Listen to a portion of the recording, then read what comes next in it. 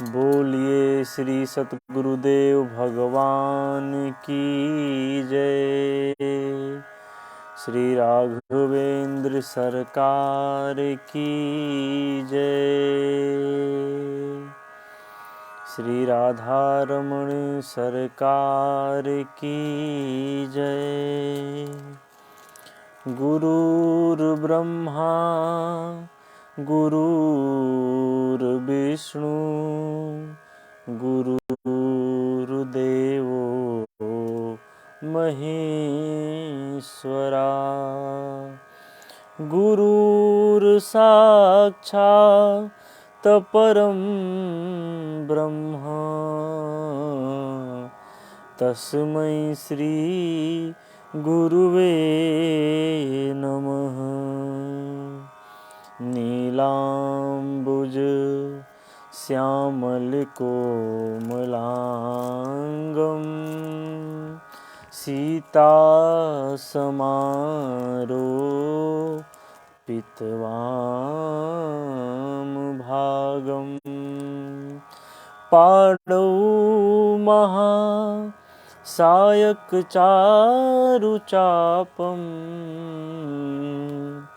नमामि रामं रघुवंशनाथं।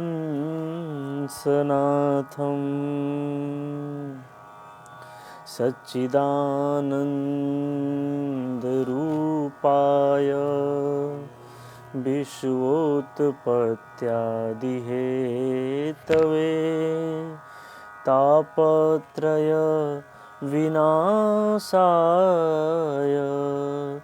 श्रीकृष्णाय वयं नमः। बोलिए श्री बांके बिहारी लाल की जय। तो आइए परम मंगलमय भगवान के कथा में प्रवेश करते हैं। आज भगवान गुरुकुल में शिक्षा प्राप्त करने जाते हैं। सांदीपनी मुनि के सानिध्य में रहकर प्रभु ने अल्प काल में ही सारी विद्याओं को सीख लिया। जब प्रभु लौटने लगे तो गुरुदेव से प्रार्थना किया, गुरुजी कुछ गुरु दक्षिणा ले लीजिए। अब ब्राह्मण संतोषी होते हैं, जो सच्चहु के ब्राह्मण होते हैं। उन्होंने कहा, गुरु दक्षिणा क्या दोगे? कुछ नहीं, मुझे तो कुछ नहीं चाहिए। गुरु माता से मांग लो अनुमति, अगर उनको कुछ चाहिए तो दे दो। और ज्यों ही कहा कि गुरु माता से अनुमति मांग लो, भगवान गुरु माता के पास गए। बोले, माता जी क्या चाहिए? अब गुरु माता ने तुरंत कहा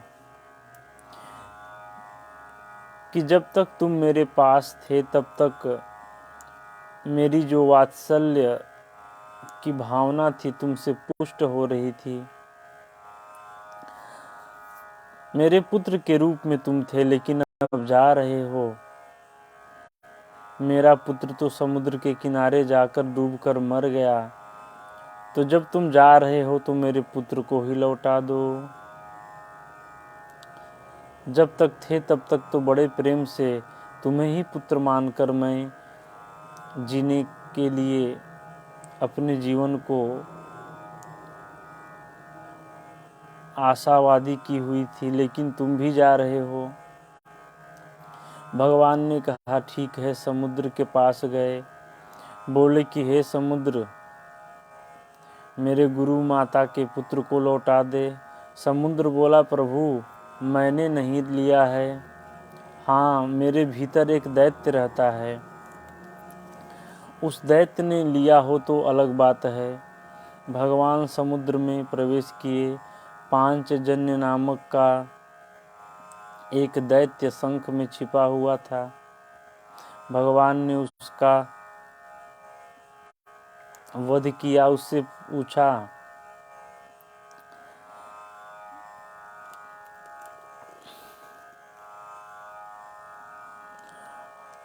जब उसका वध कर दिया फिर भी जब गुरुपुत्र नहीं मिला, तब भगवान उस पांचजन्य शंख को प्राप्त किए और दैत्य का संहार करके सीधे यमलोक पहुँचे। यमलोक में पहुँचते हैं और जो ही पांचजन्य शंख को बजाता, जो ही उन्होंने पांचजन्य शंख को बजाया, उसके ध्वनि से यमराज का सिंहासन हिल गया। तुरंत बाहर आए कि अरे यमपुरी में किसका प्रभाव छा रहा है। बाहर आकर देखते हैं तो नारायण प्रभु गोविंद खड़े हैं और उनके साथ बलराम जी महाराज। साष्टांग दंडवत किया, प्रभु आप तो नारायण स्वरूप है, मुझे बुला लिया होता, बताइए क्या काम है। यमराज जी से भगवान ने बोला कि काम यही है कि मेरे गुरु माता का जो पुत्र है वह आपके यमपुरी में कहीं है, उसे खोज कर लाइए। यमराज ने कहा कि भगवान यहाँ पर सब कर्म बंधन से अपने बंधे हुए हैं, मैं कैसे लौटा दूं। भगवान ने कहा मेरी दृष्टि जिसके ऊपर हो जाए भला उसे कोई कर्म बंधन कैसे सता सकता है। जाओ, वह कर्म बंधन से मुक्त हुआ, अब लेकर आओ। भगवान ने अपने भक्त के लिए लेखनी भी विधाता का बदल डाला। यहाँ पे यमराज ढूंढने गए और ढूंढ कर लाया, भगवान को दे दिया। भगवान आए और गुरु माता को दिया। गुरु माता बड़ी प्रसन्न हुई और प्रसन्नता के साथ उनको विदा किया। अपने पुत्र को पाकर बहुत ही प्रसन्नता हुआ, कोई उम्मीद नहीं था। अब भगवान को गुरु दंपत्ति ने बहुत ढेर सारा आशीर्वाद दिया।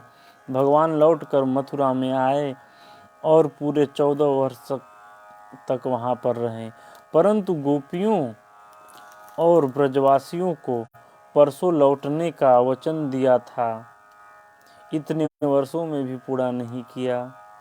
भगवान आखिर क्यों नहीं गए। अरे 1 साल तक समय नहीं था तो 1 दिन का समय निकाल लेते या बुलवा लेते, ऐसा कुछ नहीं किया।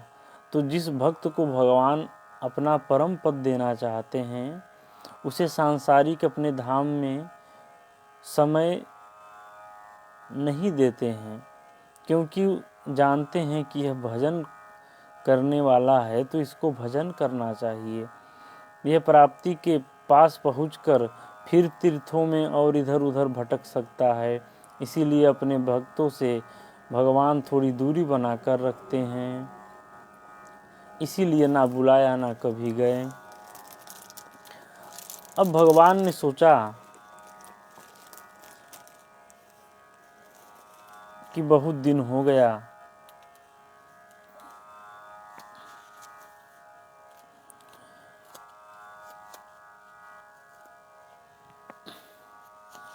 अब कुछ अपनी लीला को आगे बढ़ाना चाहिए। उन्होंने देखा अनेकानेक कारणों से भगवान ना बुलाए ना गए, ना ब्रजवासियों से मिले, ना ब्रजवासियों के पास गए। अब वह प्रेम छुपाते छुपाते बहुत दिन हो गया था। किसी के प्रति जब अतिशय प्रेम हो जाता है तो जब तक किसी न किसी से उसकी चर्चा न की जाए तब तक अपना हृदय हल्का नहीं होता है। भगवान को लगा कि ऐसा कोई यहाँ पर होना चाहिए जिससे मैं इस प्रेम का वर्णन कर सकूं, लेकिन पहले उसके लिए किसी योग्य को खोजना पड़ेगा। भगवान ने आज ऐसा सोचा और उद्धव जी को चुना। उद्धव जी बहुत विद्वान हैं, बृहस्पति के शिष्य हैं और मेरे चचेरे भाई भी हैं। यही सब विचार करके उद्धव को अपना प्रेम का साथी बनाना चाहते थे, परंतु उद्धव तो प्रेम जानते ही नहीं थे। वह तो तत्त्वमसि प्रज्ञानम ब्रह्म सोहम अहम ब्रह्मास्मि अयम आत्मा ब्रह्म, मतलब बिल्कुल वेदांत में पारंगत थे, उपनिषद में पारंगत थे। जो सिर्फ ब्रह्म की ही बात जानता हो उसे प्रेम की बात कैसे समझ में आए।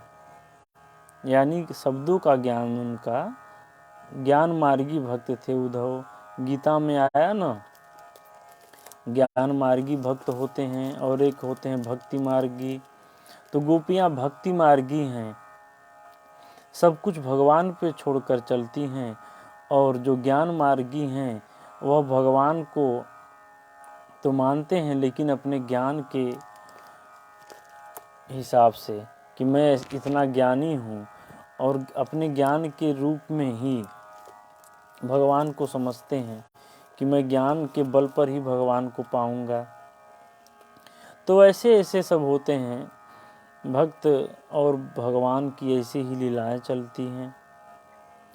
उन्होंने कहा कि पहले उद्धव को ब्रज में भेजकर भक्त बनाता हूँ। जब तक यह भक्त नहीं बनेगा, प्रेम को नहीं चखेगा, तब तक यह ब्रह्म के सन्निकट नहीं हो सकता है। इसीलिए भगवान ने उद्धव को वृंदावन भेज दिया। भगवान कहते हैं, उद्धव मैं कभी कभी अपने ब्रजवासियों के प्रेम में बहुत पागल हो जाता हूँ। मेरी सुधि बुद्धि नहीं रहती है, भोजन करने की इच्छा नहीं होती है। इसलिए मित्र, एक बार तुम मेरे वृंदावन में जाओ, मेरे ब्रजवासियों से मिलो और कुछ ऐसा तत्व ज्ञान उन्हें प्रदान करो कि वे मुझे भूलकर प्रेम पूर्वक वृंदावन में रहने लगे, क्योंकि मैं जानता हूँ कि वह मुझे भूल नहीं पाएंगे, अभी तक भूले नहीं होंगे। मेरे विरह में कैसे गोपियाँ रह पा रही होंगी, मैं तो सोच सोच के बहुत परेशान हूँ। तुम जाओ उद्धव और उन्हें समझाओ।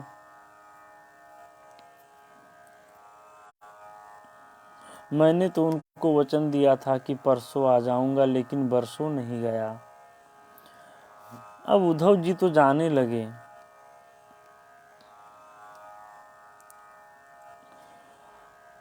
भगवान ने कहा कि मेरा संदेश सुनाकर ढाढ़सा बन्हाना और कुछ ऐसा ब्रह्मसूत्र बता देना कि उन्हें संतोष हो जाए। उद्धव जी जाने लगे, बोले कि ये लोग तो पढ़ी लिखी हैं नहीं, अब बिना अनपढ़ ब्रह्म ज्ञान को क्या जाने। आज भी बहुत से आचार्य और ये जो कुछ तथाकथित विद्वान बनते हैं, कुछ शब्दों को पढ़ लिया तो कहते हैं ये काम यही कर सकता है, यह काम वही कर सकता है। तमाम प्रकार की भ्रांतियां जैसे उद्धव जी के मन में उस समय थी। जैसे वेद पढ़ने का अधिकार बताते हैं कि सिर्फ ब्राह्मण पढ़ सकता है। तो ब्राह्मण है कौन, पहले ब्राह्मण तो जान लो। ब्रह्म का आचरण करने वाला ब्राह्मण होता है, शब्दों का ज्ञान वाला ब्राह्मण नहीं हो तो विद्यार्थी हुआ ना, पाठी हो गया, पाठ करने जान गया, पाठी हो गया। त्रिपाठी, पाठी, पुजारी, पंडा, सबका अपना अपना काम जैसा है, सब अपने अपने काम के हिसाब से कुछ न कुछ बने, लेकिन सबको ब्राह्मण कहकर थोप देना ये बहुत ही बेकार काम है। और अगर सच में ब्राह्मण की परिभाषा जानना है तो महाभारत का प्रसंग उठा लो। विप्र की परिभाषा क्या है नहुष जी को जो युधिष्ठिर जी ने समझाया। भागवत में भी ब्राह्मण की परिभाषा ढूंढ लो। रामचरितमानस में गोस्वामी तुलसीदास जी महाराज जो कहते हैं। लेकिन जो स्वार्थी होते हैं, जिनको अपना काम निकालना है, ये सब क्यों पढ़ने जाएंगे। इसलिए मैं कहता हूँ आप लोग ध्यान से सुन लें। ये मैं नहीं कहता हूँ, मेरे ऋषि मुनियों ने जो बताया है उसी को मैं भी बता रहा हूँ कि वेद वह पढ़ सकता है जिसको पढ़ने आता हो, अर्थात जिसको संस्कृत पढ़ने आता हो वेद पढ़ ले। और अगर उसे बहुत ज़्यादा कठिनाई हो रही है तो वेदों का हिंदी पढ़ ले। हिंदी पढ़ने तो आता ही होगा। जैसे उदाहरण के लिए मैं आपको बताता हूँ, वेद में लिखा हुआ है कहीं पर कि वह परमात्मा ही गणेश है, वह अग्नि है। तो बहुत लोग कहते हैं कि अरे वेद को कैसे समझोगे, हिंदी तो समझ लिए ना, उसमें सीधा सीधा लिखा हुआ है कि वह ब्रह्म ही सब कुछ है। तो हम उतना समझ लिए तो हम उसी की उपासना करेंगे, हम क्यों प्रपंच में पढ़े। अब इसमें क्या बताएंगे कि नहीं नहीं नहीं, वेद तो पढ़ ही नहीं सकते, उसमें क्या प्रत्यय है, क्या उपसर्ग है, क्या उसमें श्रृंगार है। अरे उसका मंथन शब्दों का क्या करना है भाई, हम लोग शब्द के एक्सपर्ट नहीं बनना है। सीधा सीधा समझ लिए कि भगवान का आदेश है। वेद में सब लोक रीतियाँ भी हैं, कर्म कांड भी है, ज्ञान कांड भी है, उपासना कांड भी है, आयुर्वेद भी है। बहुत लोग कहते हैं लहसुन प्याज नहीं खाना चाहिए, फिर कहते हैं कि वेद ब्रह्म ने कहा है और आयुर्वेद उसी में से निकला है। तो आयुर्वेद में लहसुन प्याज को अमृत के समान बताया गया है। तो हर बात को सही तरीके से न समझकर हम गुमराह हैं। उद्धव जी भी इन्हीं सब बातों में कहीं ना कहीं परेशान थे कि गोपियाँ क्या समझेंगी। उनको ऐसा लगता था कि जो शब्दों का ज्ञान रख ले या कुछ पढ़कर याद कर ले वही ज्ञानी होता है। उनको ये नहीं पता था कि अनुभव का ज्ञान क्या होता है। उद्धव जी पहुँचते हैं, नंद भवन में पहुँचे, जाते जाते शाम हो गई। नंद बाबा ने देखा भगवान ने अपना पीताम्बर ही उड़ाकर भेज दिया था और बिल्कुल भगवान की तरह लग रहे थे। नंद बाबा ने सोचा मेरा कन्हैया आ गया, गले से लगा लिया। लेकिन जब थोड़ी देर में देखा तो उनको लगा कि नहीं, मेरा कन्हैया नहीं है। तो हाल चाल करने के बाद जलपान कराया, उसके बाद कन्हैया का हाल चाल पूछने लगे।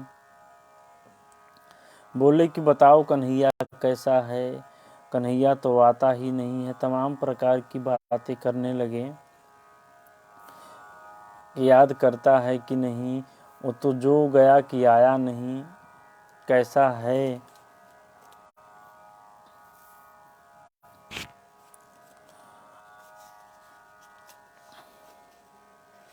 आनंद से तो है, अब तो राजा धीराज का उसको पद मिल गया है, अर्थात राजा तो राजाओं की तरह ठाठ करने लगा है। कहते हैं कि उसे तो जाने के बाद किसी की सुध ही नहीं आई। अब उसकी मंद मंद मुस्कान देखने को नैना बड़े व्याकुल हैं, दर्शन की इच्छा प्रकट की।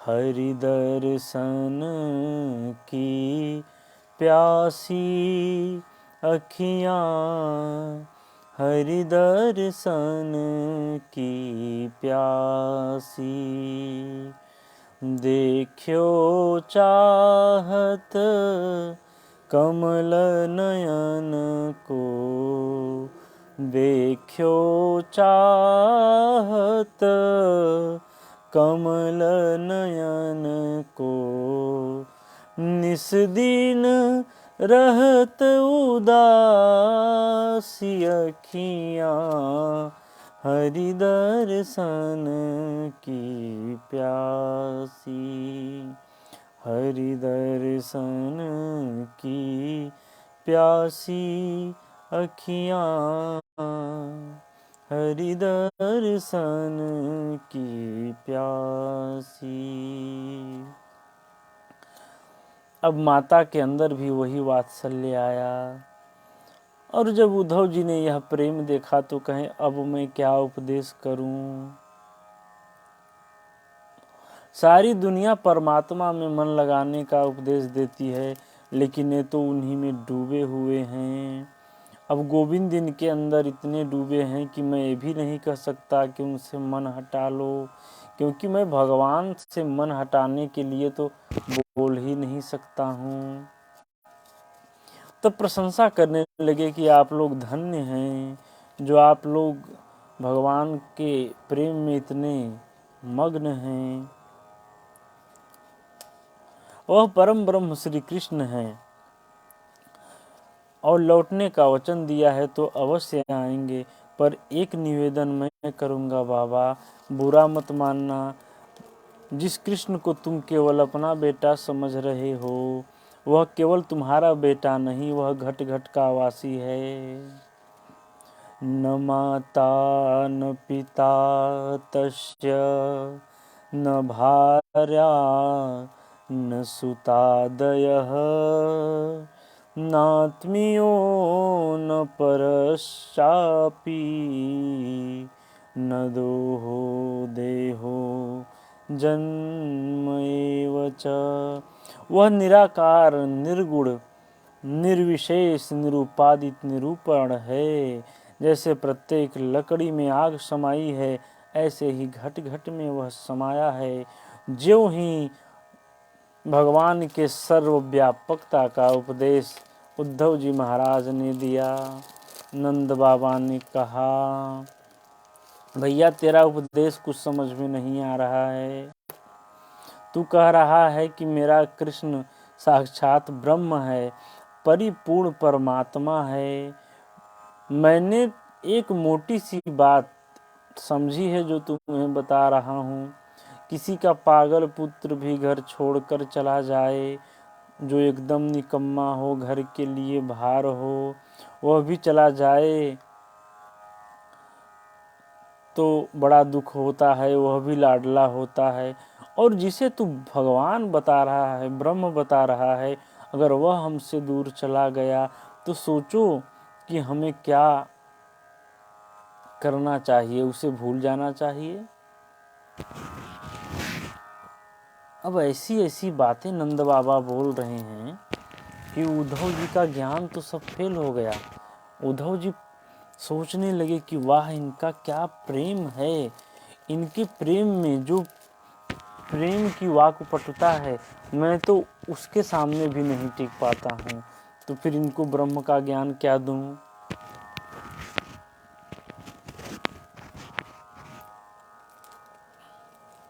सारी रात उद्धव जी और नंद बाबा के साथ चर्चा करते करते बीत गई। किसी को नींद नहीं आई। सुबह हुआ, उद्धव जी स्नान करने के लिए यमुना की ओर चल दिए। गोपियों की दृष्टि उनके रथ पर पड़ी। सब लोग दौड़ी दौड़ी नंद भवन के दरवाजे पर रथ खड़ा देख कर आ गईं। ये वही रथ है जिसमें बैठाकर अक्रूर यहाँ से मेरे गोविंद को लेकर गया था। सब व्यंग्यात्मक बातें करने लगी कि अब क्या करने आए हैं अक्रूर। तो हो सकता है अब हम लोगों को लेने आया हो ताकि हम कंस का पिंडदान कर सकें। आपस में खूब चर्चा कर रही थी। तब तक उद्धव जी आ गए। सावली सूरत, पीताम्बर ओढ़े, मोर मुकुट देखा, कोयम अच्युत वेशभूषम। ये तो बिल्कुल हमारे गोविंद के समान वेशभूषा वाला कौन है। दौड़ पड़ी सब गोपियां और उद्धव जी को घेर लिया। वे बोली, हम पहचान गई प्यारे, हम लोग पहचान गई कि तुम कन्हैया के सखा हो। इस पीताम्बरी के गंध से हम भली भांति परिचित हैं। यह हमारे प्यारे का है जो नेत्रों में नाचता रहता है। हमने पहचान लिया। शायद इसलिए ये उड़ा कर तुम्हें भेजा होगा, तुम्हें उड़ा कर इसलिए भेजा होगा ताकि हम तुम्हें पहचान सकें। हम लोग जान गई तुम यदुपति के पार्षद हो।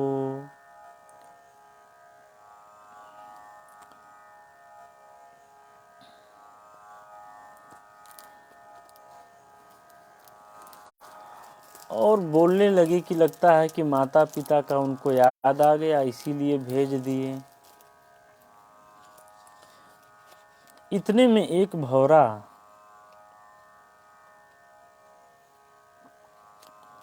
गुनगुनाता हुआ राधा जी के चरणों में आने लगा, उनकी ओर बढ़ा। अब किशोरी जी के जो चरण थे वे लाल लाल चमक रहे थे। भंवरे ने सोचा कि यह पुष्प का पराग है, इसे ले लूं। तो कमल दल की भ्रांति में किशोरी जी के चरणों में जाकर बैठ गया। गोपियों को लगा ये भी हमारे प्यारे का भेजा हुआ कोई दूत है, तो भंवरे से ही बातें करने लगी। इसी का नाम भ्रमर गीत है। काफ़ी उलाहना दिया, फिर उनको लगा कि यह जाकर कहीं प्यारे से बता न दे। भंवरा जानने लगा, तो फिर उन्होंने बुलाया कि उनसे सब मत कहना। हम लोग के अंदर थोड़ा आवेश था, बहुत दिन से उनसे मुलाकात नहीं हुई। थोड़ा विरह, थोड़ा लालसा, थोड़ा पिपासा, तमाम प्रकार की शिकायतें मन में आ गई थी। लेकिन उनसे जाकर ये मत कहना।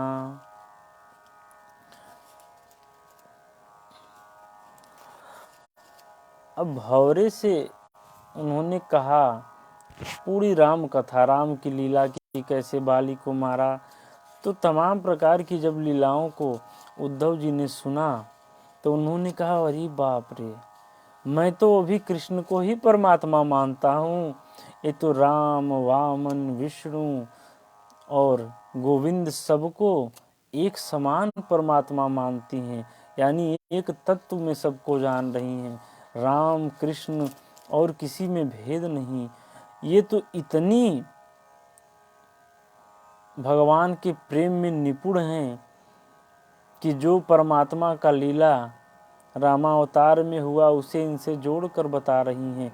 इतना एक ही भाव है कि समय समय के हुए भगवान के अवतारों को ये लोग समय समय का नहीं बल्कि क्रमशः मानती हैं। अब कहें इन्हें क्या समझाएं। उन्होंने कहा धन्य हो देवियों, चरणों में गिर पड़े। धन्य हो देवियों, भगवान के प्रेम में इतनी समर्पित हो। आज मुझे लगा कि कृष्ण भक्ति के बिना जीवन कितना अधूरा है। जप तप दान सब कुछ, स्वाध्याय संयम जितने भी साधन हैं भगवान की भक्ति से ही प्राप्त होते हैं। बुद्धि बड़ी, चतुराई बड़ी और सुंदरता तन में प्रगटी है। मान बड़ो, धन धाम बड़ो, यश कीरति हूँ जग में प्रगटी है। झूमत द्वार गजेंद्र हजार, सो इंद्र हूँ को कछु नाही घटी है। तुलसी जगदीश की भक्ति बिना, जैसे सुंदर नारी की नाक कटी है। भगवान की भक्ति ही सर्वश्रेष्ठ है। उद्धव जी ने समझ लिया कि यह शब्द ज्ञान से ज़्यादा फायदा तो ब्रह्म ज्ञान को समझने में है। ब्रजवामाओं को सत सत नमन करता हूँ, जो त्रिभुवन को परम पावन कर रही हैं। इसीलिए ब्रज के रसिक संत कहते हैं, उस ब्रह्म को वेदों में कहाँ ढूंढते फिरते हो। उस ब्रह्म को अपने हृदय में पाओ, वृंदावन में पाओ। अब वृंदावन है क्या? जब यह हृदय भगवान की भक्ति में ओतप्रोत हो जाता है तो भगवान नंद के गांव को छोड़कर उस हृदय में आकर क्रीड़ा करने लगते हैं, लीला स्थली बना लेते हैं। तो वही हृदय है नंदलाल का निवास वृंदावन, इसलिए अगर वेदों में भी खोजना है भगवान को तो संभव नहीं है, क्योंकि गीता में भी भगवान ने कहा है अर्जुन से, अर्जुन तू इन वेदों से ऊपर उठ, अर्थात वेदों से ऊपर उठने के बाद ही भगवान को जाना जा सकता है।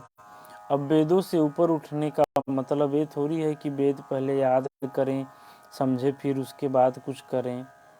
नहीं, प्रेम करें भगवान से और भगवान का भजन करें। जैसा मार्ग होगा वैसा आप लोगों को ज्ञान मिलता जाएगा। जितनी भक्ति, जितनी श्रद्धा, उतनी कृपा। 6 महीने के बाद उद्धव जी उस ब्रजरज को वंदन करके वापस मथुरा लौटे। भगवान बोले आओ ज्ञानी जी महाराज ज्ञान दे आए। और तुम तो बड़े कम समय के लिए गए थे, इतना समय क्यों लगा दिया? उद्धव बोले बात मत करो, तुम कितने निष्ठुर हो, चले क्यों नहीं जाते? भगवान ने कहा इतने दिनों बाद आए हो फिर भी सीधे मुंह बात नहीं करते। अरे जल्दी जल्दी बताओ किससे कौन कौन सी बातें हुई, मैया ने क्या कहा, बाबा ने क्या कहा, व्रजवामाओं ने क्या कहा, गोपियों ने क्या कहा, ब्रजवासियों ने क्या कहा। उद्धव जी कुछ कहना चाहते हैं पर उनको याद करके उनका गला रूंध जाता है, नेत्र बरसने लगते हैं, कुछ बोल नहीं पाते हैं। भगवान ने अपने सखा को हृदय से लगाकर कहा मित्र, बस यही प्रेम मैं तुम्हारे जीवन में देखना चाहता था। अब तुम मेरे भक्तों का दर्शन करो। नेत्र बंद कराएं और बंद करते ही उद्धव जी ने देखा कि प्रियतम प्रियतमा एक साथ झूला झूल रहे हैं। अनेक सखियां मिलकर चारों तरफ छत्र चवर डुला रही हैं। कुछ अलग ही नहीं था, सब भगवान के साथ थे। भगवान यहाँ दिखाना चाहते हैं कि मेरा भक्त मुझसे दूर नहीं है, शारीरिक रूप से भले दूर है, मन से और सूक्ष्मता से वह मेरे पास है। भगवान ने जब अनुग्रह किया तो जैसे अर्जुन को दिव्य दृष्टि देकर विराट रूप दिखाया, ऐसे ही उद्धव जी को दिव्य दृष्टि देकर आज दिव्य व्रजधाम और व्रजवासियों का दर्शन कराया। इस प्रकार प्रभु ने उद्धव जी को व्रज गोपियों के माध्यम से प्रेम को पुष्ट किया, प्रेम दिखाया। अब ऐसे प्रेमी सखा उद्धव को लेकर प्रभु कुब्जा के घर गए, उसका मनोरथ पूर्ण किया और एक दिन अक्रूर जी के घर को भी पावन किया। सबको उन्होंने वादा किया था ना कि मैं आऊँगा। कुब्जा को भी जिसको बोले थे अरे सुंदरी, अक्रूर जी के मन में भी भाव आया कि मेरे घर चले, तो उनके घर भी गए।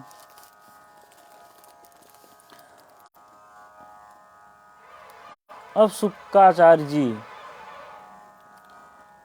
10वें स्कंध के उत्तरार्ध में प्रवेश कराते हैं। परीक्षित प्रभु द्वारा कंस के उद्धार के पश्चात जब कंस की पत्नियां अपने पिता जरासंधि के पास गईं और उन्होंने बताया कि यह काला काला मुरली वाला ही हमें विधवा बनाने का कारण है, जरासंधि ने आक्रमण कर दिया। भगवान उसे बार बार छोड़ देते। जरासंध 17 बार हार गया और 18वीं बार आक्रमण कर रहा था तो इधर नारद जी ने योजना बनाई और जरासंध के साथ कालयवन मलेच्छों के राजा को भगवान से युद्ध करने को भेज दिया। पूरी मथुरा पुरी को भगवान सहित घेर लिया। भगवान ने उसे देखकर बिना कोई आयुध लिए ही निकल गए। वह उनको मारने के लिए दौड़ा। वह जाते जाते एक गुफा में घुस गए। उस गुफा में महाराज मुचुकुंद सो रहे थे। उन्होंने देवासुर संग्राम में देवताओं का बड़ा ही साथ दिया था, तो वरदान उन्होंने दिया था विश्राम का। और कहा था कि विश्राम में आपके जो भी अधूरे पर बाधा पहुँचाएगा वह भस्म हो जाएगा। भगवान को योजना सूझी कि क्यों न कालयौन को मुचुकुंद से भिड़ा दें और अपने पीताम्बरी को मुचुकुंद जो सोए थे उनके ऊपर उड़ा दिया। कालयौन गया, एक लात मारा कि अरे यहाँ सोया पड़ा है, मुझे दौड़ाता है, अब तुझे नहीं छोड़ूंगा। जो मुचुकुंद जिन्हें आंखें खोली जल कर उनके तेज से भस्म हो गया। भगवान ने मुचुकुंद महाराज को अगले जन्म में अपनी पावन भक्ति का वरदान दिया। संतों की मान्यता है यही नरसी भगत बने। कालयौन का अंत करवाकर प्रभु वापस मथुरा लौटे। उधर दाऊजी महाराज ने अपने हल मूसल से सारे उसके सैनिकों को मार गिराया।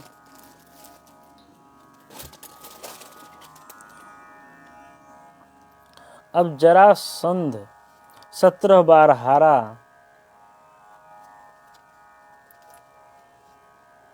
18वें बार आक्रमण करने पहुंचा। भगवान बोले, दाऊ जी अब लड़ते लड़ते हम लोग थक गए हैं, प्रस्थान करना चाहिए। दाऊ जी महाराज ने कहा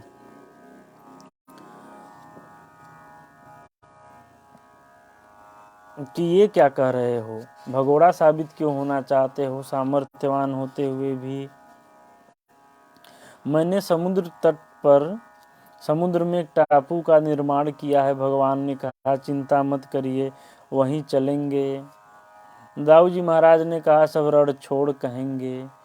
भगवान ने कहा माखन चोर बोले, चीर चोर बोले, तब आपको दिक्कत नहीं हुआ, एक नाम और बढ़ जाएगा, कोई बात नहीं है। अब उन्होंने कहा तुम्हारी लीला तुम ही जानो। अब प्रभु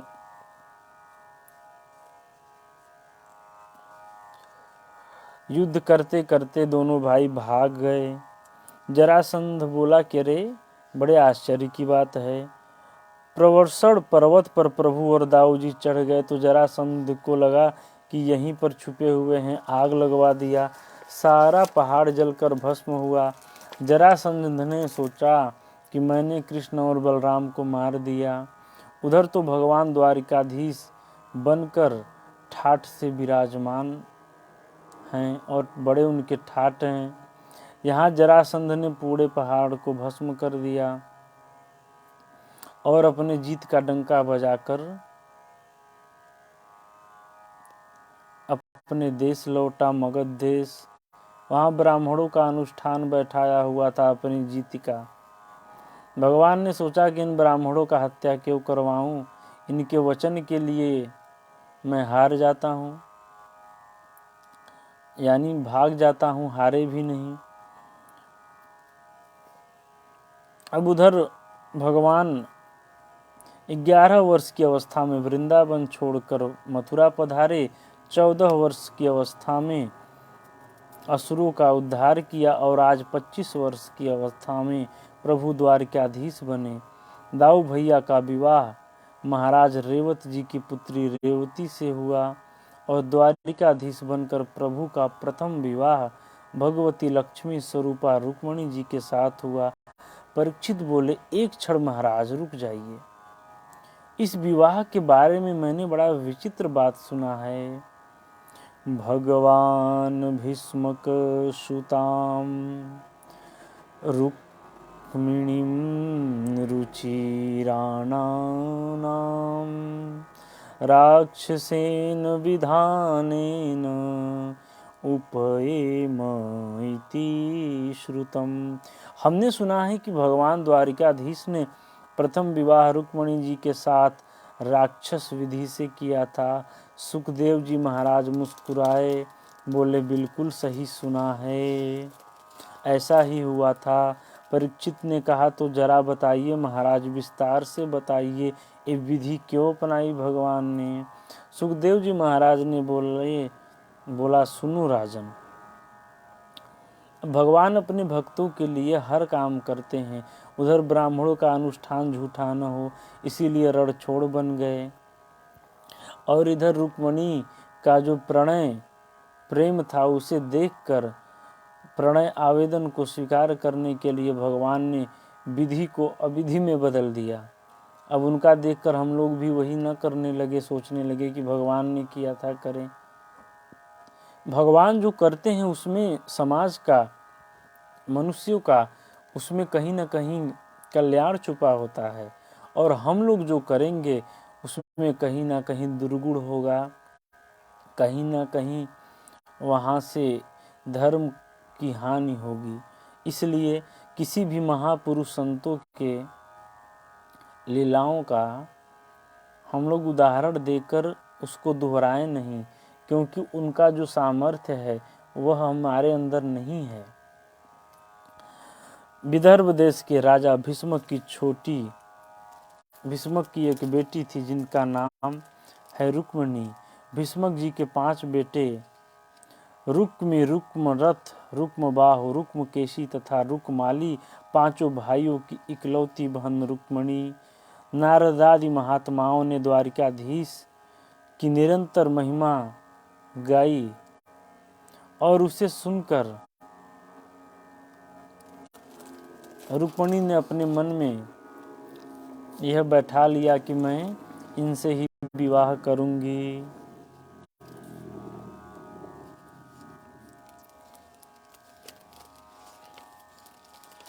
पांचों पुत्रों ने परामर्श लिया, मेरा तो मन हो रहा है क्यों न द्वारिकाधीश कृष्ण से तुम्हारी बहन का विवाह करा दूं।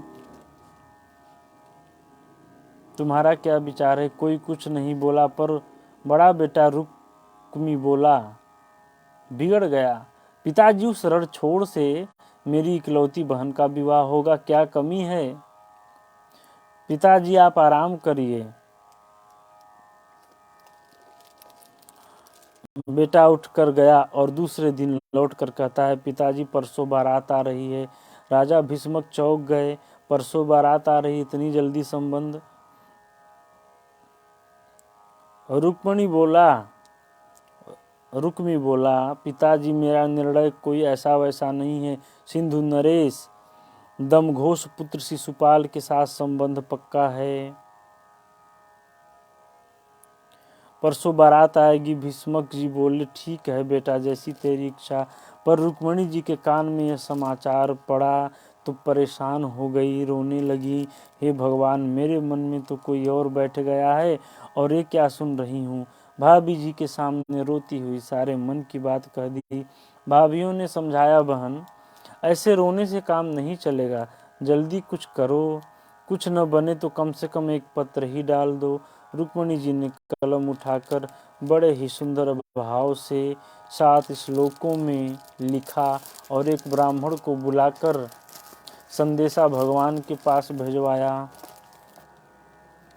और बोली कि यह पत्र मत समझना, यह मेरे प्राण समझना। तो समझो कि मेरे प्राण हथेली पर लेकर आप जा रहे हो।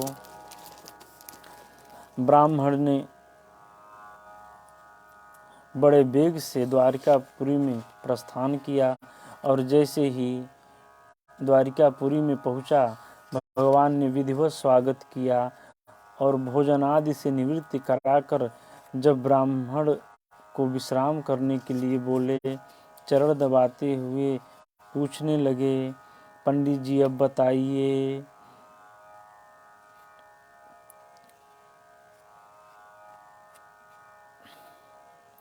आपके धर्म कर्म में कोई विघ्न बाधा तो नहीं है?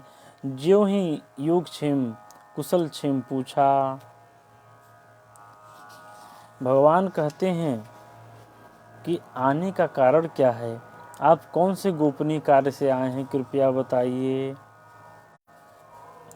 पंडित जी ने तुरंत रुक्मिणी का पत्र निकाल कर दिया, भगवान के हाथ में थमा दिया। जल्दी से पढ़ लीजिए महाराज, समय बहुत कम है। भगवान ने पढ़ा। भगवान बोले, ब्राह्मण, आज तक कोई भी रहस्य मैंने अपने ब्राह्मणों से कभी नहीं छुपाया। इसमें जो भी रहस्य है आप पढ़कर सुनाइए। पंडित जी ने पढ़ना प्रारंभ किया। रुक्मिणी जी ने 2 संबोधन किए, हे अच्युत, हे भुवन सुंदर, आपकी महिमा मैंने बहुत सुनी है, देखी कभी नहीं, पर प्रशंसा सुनते सुनते मेरे हृदय पटल पर एक सुंदर सा चित्र अंकित हो गया। तो जो वास्तविक भक्त होते हैं वे भगवान की महिमा सुनकर ही उनसे प्रेरित होते हैं और एक दिन उनके लिए उनकी लालसा हो जाती है। किसी ने बड़ा ही सुंदर भाव दिया, बिंदु जी का भजन है। विभीषण जी भी भगवान के विषय में सुनकर ही उनके भक्त हुए थे। हमारे गुरु महाराज के भक्त अमेरिका में भी हैं। उन्होंने कभी इनको देखा नहीं, श्रवण किया और इनके भक्त हो गए। अब भक्त हो गए, जब भक्ति करने लगे तो अनुभव में जाकर इन्होंने दर्शन भी दिया। तो ऐसे ही आज भगवान श्री कृष्ण भी रुक्मिणी जी के प्रणय प्रस्ताव को स्वीकार करते हैं। बहुत दिन से तारीफ सुन के तुम्हारी, बहुत दिन से तारीफ सुनकर तुम्हारी, शरण आ गया श्याम सुंदर तुम्हारी। ऋषि मुनियों से, संतों से जो उन्होंने सुना था और कहा कि मैंने अपने हृदय पर एक काल्पनिक चित्र बना लिया है। मेरे कान तो सुन सुनकर तृप्त हो गए, पर नेत्र तरस रहे हैं आपके दर्शन के लिए। उन्होंने सारी योजना समझा दी कि हमारी कुल परंपरा क्या है। गिरजा पूजन मंदिर में मैं सखियों के साथ जाऊंगी, आप दर्शन देने पधारिएगा तो सारी बात बन जाएगी, कोई झगड़ा नहीं होगा। कहीं आप समय पर मुझे लेने न आए तो प्रभु याद रखिएगा, मैं 100 जन्म लेने को तैयार हूँ, लेकिन आपके सिवा किसी और से विवाह नहीं करूँगी। तुम ही छाड़ गति दूसर नहीं।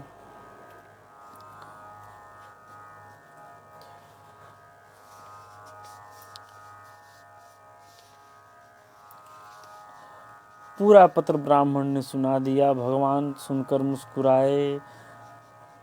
ब्राह्मण चौके, महाराज आपकी क्या स्थिति है वह आप भी सुना दीजिए। भगवान बोले, संत ब्राह्मणों से रुक्मिणी के सौंदर्य की महिमा सुनते सुनते आजकल मैं भी उसके बारे में ही सोचता हूँ। अर्थात जो भक्त भगवान को याद करता है तो भगवान भी उसको उतना ही याद करते हैं, कहीं उससे ज़्यादा। कभी कभी रात भर नींद नहीं आती उसे सोचकर।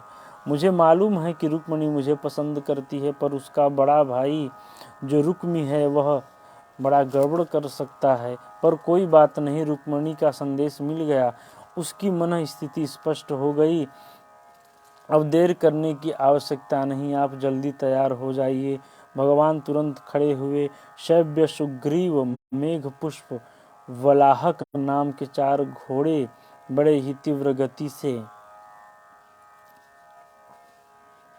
दौड़ा दिया। जो गोविंद का रथ दाऊ जी ने देख लिया। अब रात का समय हो रहा है, आवाज लगाइए द्वारकाधीश। तब तक रथ न जाने कहाँ पहुंच गया था। दाऊ जी चिंतित हो गए, सेवकों को बुलाया, अंगरक्षकों को बुलाया। सेवक बोले, सरकार एक पंडित जी आए थे और कुंदनपुर के थे, इतना तो हमें मालूम है। वह एक पत्र लेकर आए थे, वह भी हमें मालूम है, पर भगवान जाने अंतःपुर में ले जाकर उन पंडित जी से क्या बात हुई। भगवान बड़े वेग से दौड़कर भागे। क्या कार्यक्रम है, क्या है, कुछ पता नहीं। दाऊ जी बोले, वह पंडित कुंदनपुर से आए थे, ये बात पक्की है। तो आगे का कार्यक्रम भी हमें सब पता है। परसों कुंदनपुर की राजकुमारी रुक्मिणी का स्वयंवर है। शादी का कोई कार्ड आता तो सबको दिखाया जाता। पत्र गुप्त है, इसका मतलब दाल में कुछ काला है। अब जल्दी से बाराती बनो और अस्त्र शस्त्र लेकर सब लोग तैयार रहना, क्योंकि वहाँ कुछ भी हो सकता है। शिशुपाल बारात लेकर आ रहा है, जरासंध जैसे बड़े बड़े दिग्गज वहाँ पर होंगे और कृष्ण कन्हैया अकेला चला गया। ठीक है, तुम लोग तैयारी करो, पीछे से हम लोग चलते हैं। सारी नारायणी सेना तैयार हो गई। दाऊ जी ने हल मुसल संभाल लिया और सवेरा होते होते प्रभु का रथ कुंदनपुर की सीमा पर पहुंच गया। भगवान बोले, पंडित जी, कुंदनपुर आ गया। अब आप जाकर रुक्मिणी को समझाइएगा कि हम आ चुके हैं, वह किसी प्रकार से भयभीत न हो। जैसा जैसा पत्र में लिखा है वह सब कुछ होगा। इधर पूरे कुंदनपुर में हल्ला मच गया। बारात आ गई, बारात आ गई। शिशुपाल बैंड बाजे लेकर आ चुका था। रुक्मिणी ने कहा, पिताजी सुन लिया आपने, बारात आ गई। जैसे जनवासे आदि का प्रबंध करने जा रहा हूँ और आप सगाई का सामान लेकर जल्दी आ जाओ। मैं उस दिन केवल बात करने आया था, सगाई वगाई तो कुछ हो नहीं पाई थी। ठीक है बेटा, चलो। अब आधुनिक तरीके का विवाह हो रहा है। जब बारात आ गई तब सगाई चढ़ाई जा रही है। तो भीष्मक जी सगाई का सामान तैयार करने के लिए जाने लगे। रुक्मिणी जी का एक एक पल अब युगों के समान बीत रहा है। उधर बारात भी आ गई। कन्हैया का कोई अता पता नहीं। रुक्मिणी जी बेचारी हाथ जोड़कर भोले बाबा को याद कर रही है। सोमवार का व्रत की हुई है। आज मुझे सारे व्रत अनुष्ठानों का पूरा फल चाहिए। आज सब देवता मेरे लिए विपरीत क्यों हो रहे हैं। गिरजा जी को उन्होंने मनाया कि मैंने अगर आपकी सच्चे मन से सेवा की है तो मुझे फल चाहिए। अचानक बाएं अंग फड़कने लगे। ये तो शुभ शगुन हो रहा है। महिलाओं के बाएं और पुरुषों के दाएं अंग फड़कते हैं तो शुभ माना जाता है। शुभ संकेत मिलते ही अचानक पंडित जी सामने आ गए। सारा हाल कह सुनाया।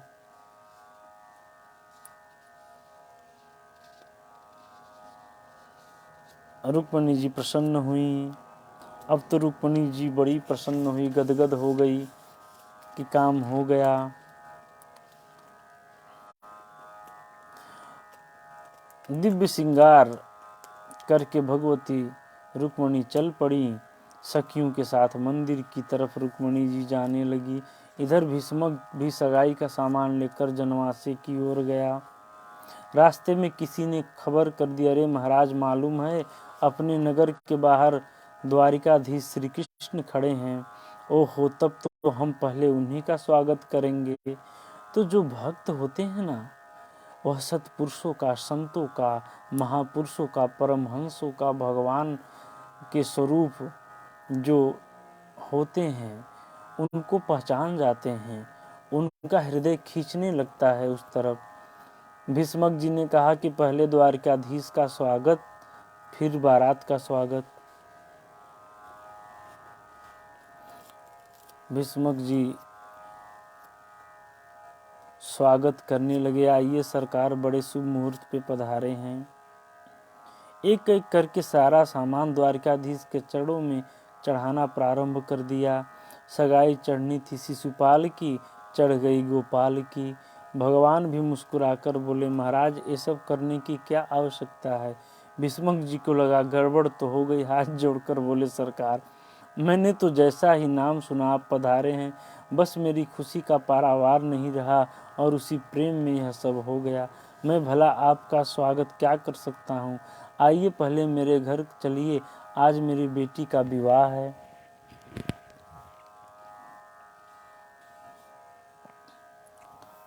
आज मेरी बेटी का विवाह है। भगवान तो दूल्हा बनकर खुद आए हैं और भीष्मक जी को लग रहा है कि ये कुछ जानते नहीं हैं।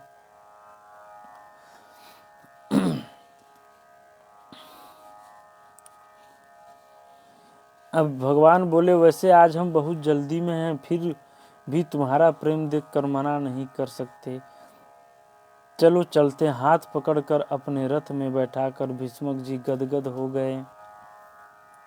भगवान का स्पर्श, सत्पुरुषों का स्पर्श अगर जीव करता है तो गदगद हो जाता है, क्योंकि उनके अंदर वो ऊर्जा होती है। अब नगर में हल्ला हो गया। भगवान पधारे तो बारात आ गई, बारात आ गई। भीष्मक जी ने कहा कि अरे ये सब ऐसा क्यों बोल रहे हैं, तो मेरे अतिथि हैं, कहीं कुछ गड़बड़ ना हो जाए, किस किस को समझाएं। एक सेवक को बुलाकर कहा इन्हें समझाओ, क्या बकवास कर रहे हैं, लोगों को भ्रम हो रहा है।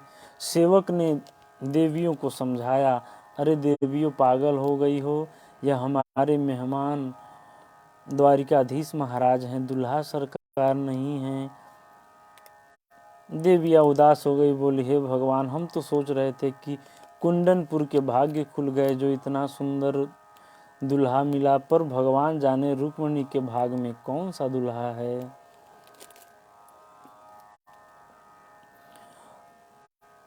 अगर भगवान के प्रति हमने जो पूर्ण सत्कर्म किया है उसका एक ही फल मांगूंगी कि रुक्मिणी राजकुमारी को यही वर मिले। नगर में जितने भी नर नारी थे वे अपने सुकृति और पुण्य को मनाने लगे कि यही दुल्हा हो। रुक्मिणी उधर मंदिर में पहुंच रही होगी। अब भगवान को लगा कि विलंब नहीं करना चाहिए। नगर घूमते घूमते, बस महाराज अब हमारी हाजिरी इतनी हो गई, स्वीकार कीजिए।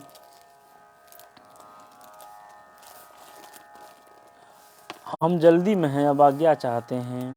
अरे महाराज, शादी को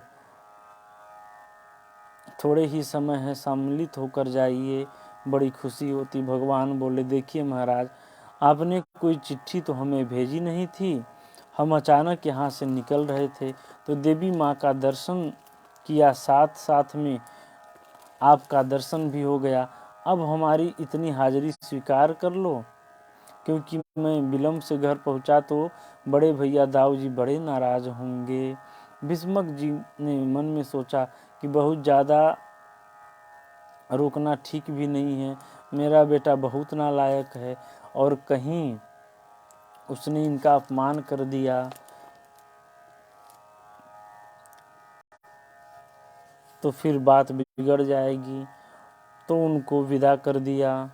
भीष्मक जी ने कहा, बस महाराज ऐसी ही कृपा दृष्टि बनाए रखिए, आए जाया कीजिए। भगवान ने हंसकर बोला कि भगवान ने चाहा तो आना जाना तो हमेशा ही बना रहेगा, अब ससुर दामाद का रिश्ता हो जाएगा। मन में सोचने लगे। भगवान अपने रथ में बैठ कर चल दिए। उधर भगवती रुक्मिणी सखियों के साथ मंदिर पहुंची। तब तक ये समाचार शिशुपाल तक पहुंच गया। गुप्तचरों ने बता दिया था कि महाराज आप यहाँ दूल्हा बने बैठे हैं, हम अभी नगर भ्रमण करके लौटे हैं। वहाँ पर द्वारिकाधीश को ही सब दूल्हा समझकर स्वागत कर रहे हैं। जरासंध भी बारात में आया था, उसका माथा खराब हो गया। शिशुपाल, तुम्हारी शादी में एक कृष्ण कहाँ से आ गया? अरे कृष्ण बलराम को तो मैंने पहाड़ी में जलाकर मार दिया था, फिर वे यहाँ भूत प्रेत बनकर आ गया।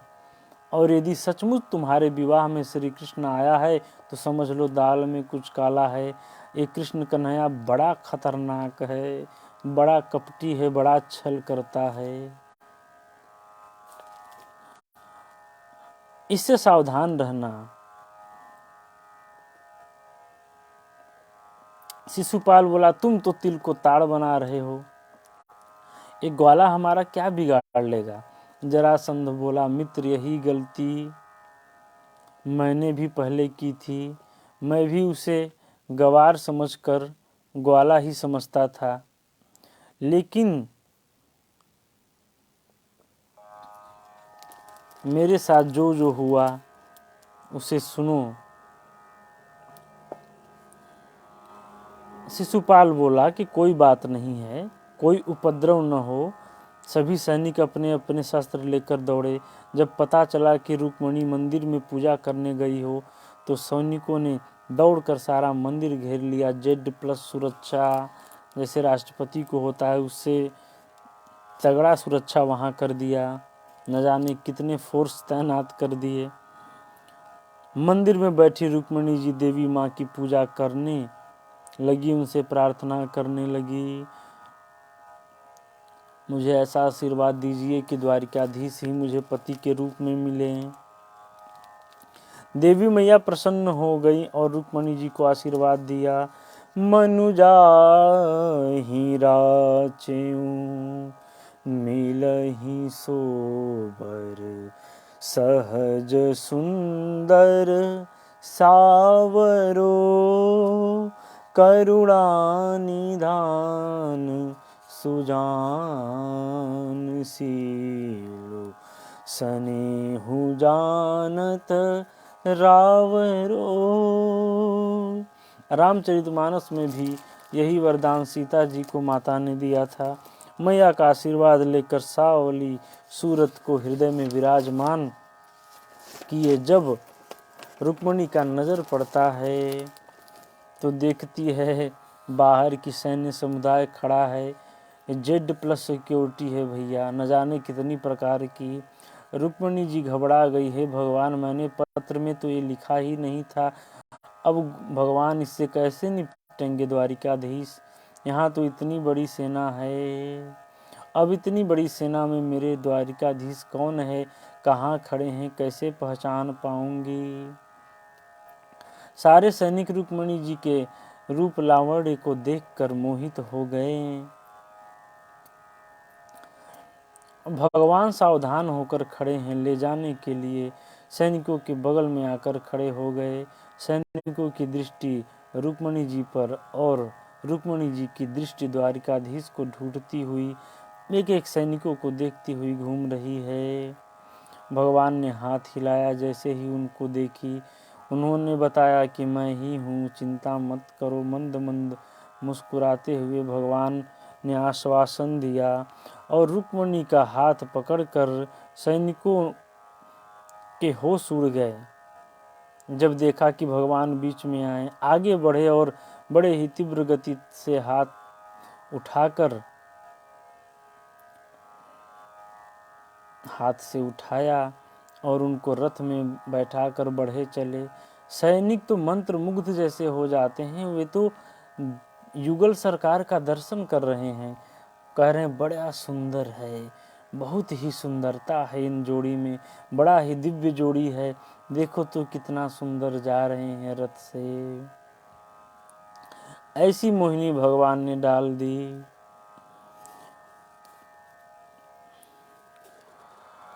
और जब रथ कुछ दूर चला गया तब होश आया, क्या रे हम क्या करने के लिए आए थे। एक बुलारी याद आया, महाराज ने रुक्मणी की रखवाली करने के लिए भेजा था, अब हो गई रखवाली। जो सखियां खड़ी थी वह भी हंसकर बोली, तुम सब भांग पी कर आए हो क्या। रुक्मणी तो रथ में बैठकर वह गई, अरे राम राम, बड़ा गजब हो गया, पकड़ो पकड़ो पकड़ो। सैनिक दौड़े कि अब तो हमारी नौकरी और जिंदगी दोनों खतरे में है। जैसे ही दौड़ लगाई, अय भगोड़े कहाँ जाता है, युद्ध की बार बार चुनौती देने लगे।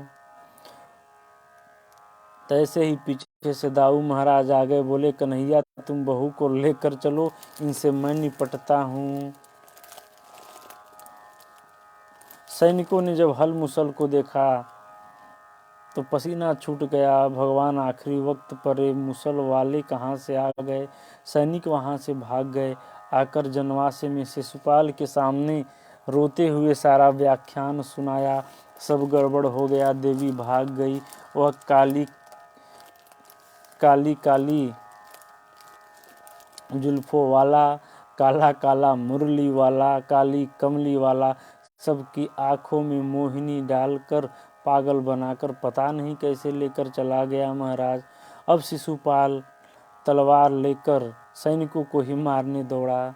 जरासंध ने हाथ पकड़ लिया, मित्र रहने दो, इन पर क्रोध करने से कोई फायदा नहीं, मैंने तो पहले ही सावधान किया था, लेकिन तुम माने नहीं। शिशुपाल बोला सब गड़बड़ हो गया, मैं आत्महत्या करने जा रहा हूँ, मैं जिंदा नहीं रहूँगा।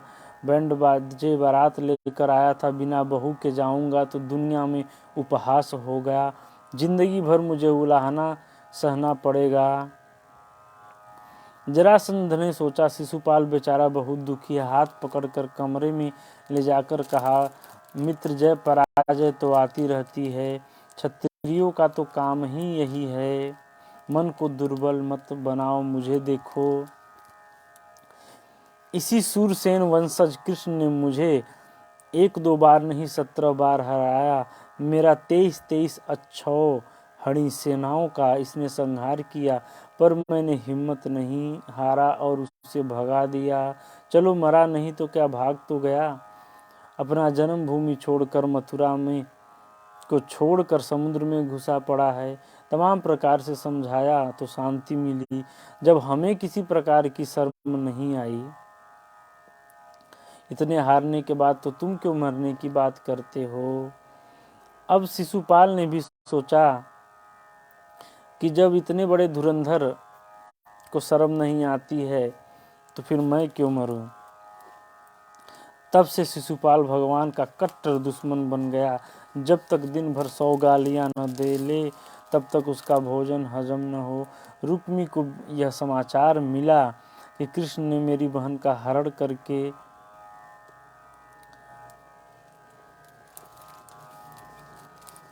बड़ा ही मेरा अपमान किया है।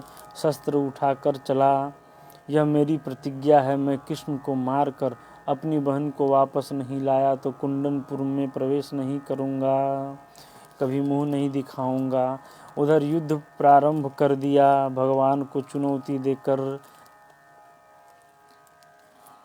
रुक्मिणी जी घबराई। एक तरफ भैया, एक तरफ मेरे पतिदेव, बड़ी विडंबना है। भयंकर युद्ध हुआ। रुक्मिणी जी समझ गई कि अब इसके प्राण पखेरु उड़ जाएंगे। रुक्मिणी निहत्था हो गया। रुक्मी निहत्था हो गया। तब भगवान ने चमचमाती तलवार निकाली कि अब तुम्हें मार डालूंगा। तलवार देखते ही रुक्मिणी जी घबरा गई, प्रभु के चरणों में गिर पड़ी। योगेश्वरा प्रमये आत्मन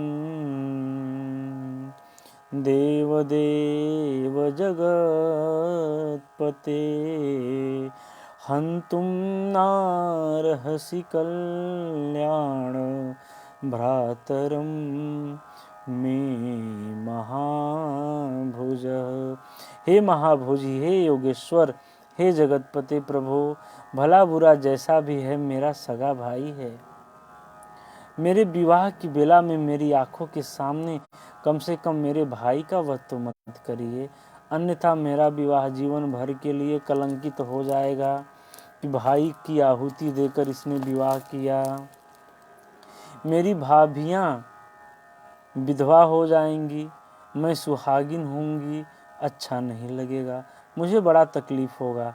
भगवान मुस्कुराकर बोले, देवी जी ज़्यादा मत घबराओ, जब तुम्हारे भैया हैं तो मेरा भी तो कुछ लगेगा। अब इन्हें मारना थोड़ी है, रिश्तेदार बन गए, इनका अभिमान थोड़ा बढ़ गया था, अशिष्ट हो गए थे। इनको शिष्ट बनाने के लिए थोड़ा बहुत तो कुछ न कुछ करना पड़ेगा। रथ से प्रभु कूद पड़े और रुक्मी का सिर मुड़ने लगे। इतने में विजय का संग बजाते हुए दाऊ जी आ गए। मार्ग में ये दृश्य देखते ही दाऊ जी ने गोविंद को पकड़ा। अरे कृष्ण, ये क्या न्यायगिरी का काम शुरू कर दिया है।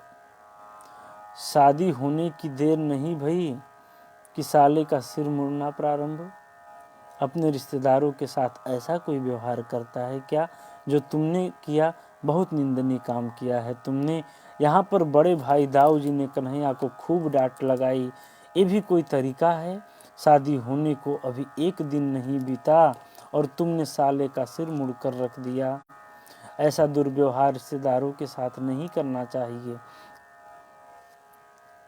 कौन बोले, दाऊ जी नई नई शादी भई है, बहू रानी के सामने आप हमें डांट रहे हैं। भगवान बोले, बड़े भैया हो, चाहे जब डांट लेते, पर बहू के सामने तो मत डांटो। उन्होंने कहा कि यह युद्ध की चुनौती दे रहा था तो हम क्या करते, लड़ बैठे। अब क्षत्रिय का तो काम भी यही है। और क्षत्रियों के विवाह में थोड़ा खटपट न होवे तो वह विवाह कैसा। रुक्मी भैया अब तुम भी जाओ, रिश्तेदार बन गए हो भाई। देखिए, बड़ों की भूमिका होनी चाहिए। शादी विवाह में तो झगड़े भी निपट जाते हैं। रुक्मी के मन में दाऊ के प्रति थोड़ा झुकाव हुआ और बाद में दाऊ जी ने रुक्मी को भी समझा दिया, भाई तेरी भी गलती है, तुझे भी ऐसा अनर्गल प्रलाप नहीं करना चाहिए था। किसी को ताव दोगे तो युद्ध तो करेगा ही। दोनों को सामंजस्य के साथ दाऊ जी ने जो बंधन, जो रिश्ता निभाया, रुक्मी को विदा किया। सामंजस्य का भाव जिनके अंदर रहता है वही झगड़े फरिया सकते हैं। इधर द्वारकाधीश बड़े धूमधाम से घर लौटे। द्वारका वासियों को पता चला हमारे सरकार अब दुल्हा सरकार बनकर आए हैं। खूब बढ़िया सजावट हुआ, मंगल गीत हुआ, मंडप सजा, गोविंद की झांकी बाकी बड़ी ही सुंदर वहाँ पर सजी। प्रभु का प्रथम विवाह महाराज भीष्म की लक्ष्मी स्वरूपा कन्या भगवती रुक्मिणी के साथ संपन्न हुआ। रुक्मिणी साक्षात भगवती लक्ष्मी हैं और लक्ष्मी केवल नारायण की ही हैं, नारायण की ही रहेंगी। जो अपने आप को लक्ष्मीपति समझने की चेष्टा करता है वो शिशुपाल की तरह ही रोता है। इसलिए हमेशा भगवान के बने रहो। तो जब भगवान के बने रहोगे तो भगवान की भार्या भी भगवान के पास रहेंगी, और जब भगवान आपके पास रहेंगे तो भगवान की जो भार्या हैं लक्ष्मी जी वे भी आपके साथ रहेंगी। और लक्ष्मी जी जब नारायण के साथ रहती हैं तो ऐश्वर्य भी प्रदान करती हैं। इसीलिए हमेशा भगवान के नाम का सुमिरन, चिंतन, नाम रूप और लीला धाम में हमें मन लगाना चाहिए। यही भागवत कथा हमें सिखाता है, यही परमहंस संहिता हमें सिखाती है। हमें हर अध्याय, हर कथा प्रसंग में भगवान के शरण में, भगवान के चरणों की वंदना को समझना चाहिए, भगवान के चरणों के प्रताप को समझना चाहिए, भगवान के स्वरूप को समझना चाहिए और समझकर भगवान के लिए खुद को प्रेरित करना चाहिए। जैसे रुक्मिणी जी का प्रेम बड़ा ही पवित्र था तो भगवान को आना पड़ा, वैसे ही जब यह जीव संसार के माया जाल में फंसता है और ये सांसारिक प्रपंचों में जब इसका वर्ण होने लगता है तो जीव अपने मनमोहक छवि, अपने अंशी को याद करता है, जैसे रुक्मिणी जी ने किया। और यह रुक्मी और उसके 5 भाई जो हैं ये सब बाधाओं के रूप में विकार आते हैं, और इन विकारों से ही जो निकाल कर हमें ले जाए, जो भगवान हमारा वर्ण कर ले, वही साधक को सबसे बचा लेते हैं। तो यही परमात्मा है और यही साधना है। बहुत विस्तार से तो नहीं, लेकिन संक्षेप में यही समझाना चाहेंगे कि जो भक्त भगवान के प्रति समर्पित है उसके योगक्षेम की रक्षा, उसके संसार के प्रति जो उसके अवगुण हैं वो उसके ऊपर हावी न हो। और ये जो सैनिक हैं हथियार लिए हुए, यह माया के प्रपंचों से भी निकाल कर भगवान मोहिनी छटा को दिखाकर सारे प्रपंचों को दूर छोड़कर अपने भक्त को लेकर अपने धाम में चले जाते हैं। यही द्वारिकाधीश ने किया। बोलिए श्री सतगुरुदेव भगवान की जय, श्री राघवेंद्र सरकार की जय, श्री बाके बिहारी लाल की जय। प्रेम से बोलिए द्वारिकाधीश महाराज की